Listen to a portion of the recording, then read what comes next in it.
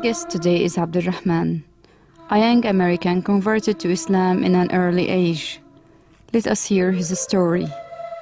I was born into a Christian family, but we weren't very practicing. We would go to church just a few times a year for Christmas and Easter and the holidays. And God only existed on Sunday in church in my family and not outside the church. And many American families are like this. I've always been a very logical thinker, and when I was about 11 or 12 years old and I started thinking for myself, I asked myself, does God exist? And this question I felt was pushed on me by a clash between science and religion, or rationality and religion in America. And I think that tradition goes back to the Christian church in Europe. And there were always issues between the Catholic Church and science and advancement.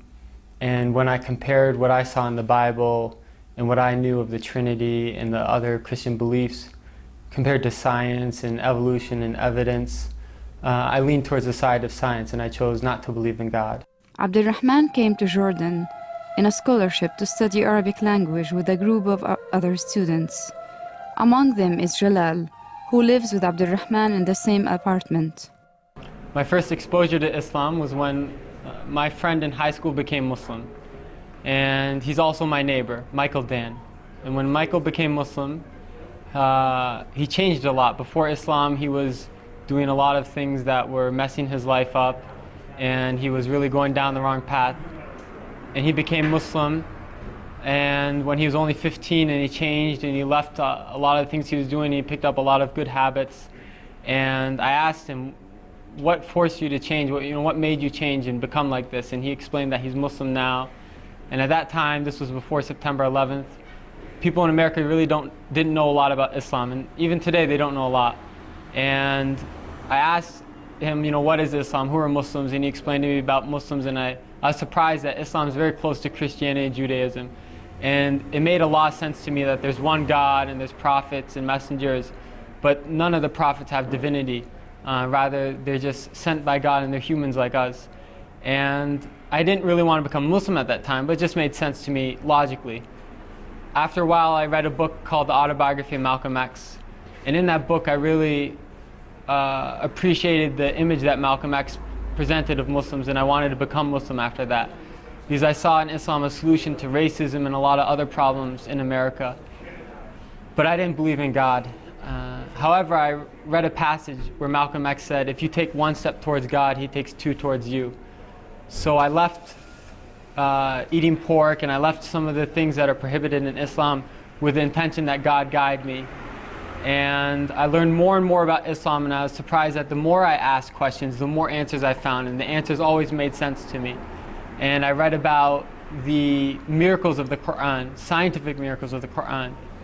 And they're many. I got to know Abdulrahman through a program funded by the State Department called the Critical Language Scholarship, in which we spent 2 months studying in an Arabic country, and it happens to be Amman, Jordan this year.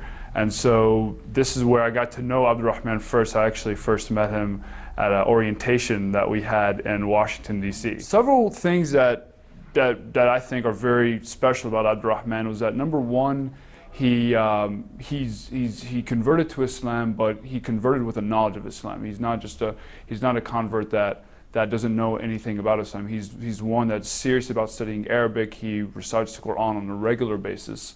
I always see him reciting the Quran before class. Usually in his free time, he'll be reciting the Quran. He does it very serious about how he pronounces the words, how he speaks, how he engages with everyone else. One thing I did also notice is that a lot of students are very interested about learning about Islam. They're interested to know, and then to know about Islam, and Abdulrahman is able to engage in a lot of dialogue. And so obviously Islam is a very important issue, especially among American students. And Abdulrahman, more so than I've seen many people, even many Muslims in the States, he's openly willing to engage in conversation. He's open if someone has a question about.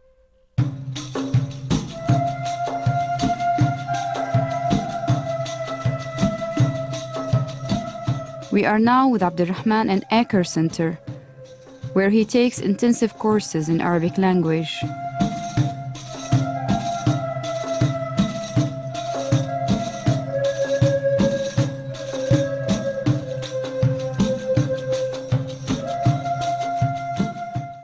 I'd like to add that Islam is the most beautiful thing in my life and the source of all goodness.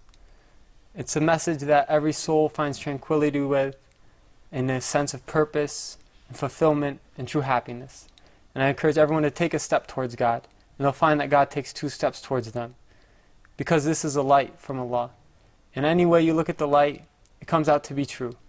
And so if you ask questions and you prefer to look at it from science, or from your soul, or from people, go whichever way you want, and I'm sure that you will find that this is the message you've always been looking for.